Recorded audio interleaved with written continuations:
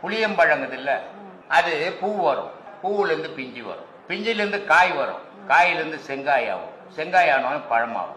இது எல்லாம் ஒன்னா ஒட்டி வந்தது. பழுத்த உடனே கொட்டை தனியா உள்ள ஆடும், பழத்துக்குள்ள கொட்டை தனியா ஆடும், பழத்துல ஒட்டி இருக்காது.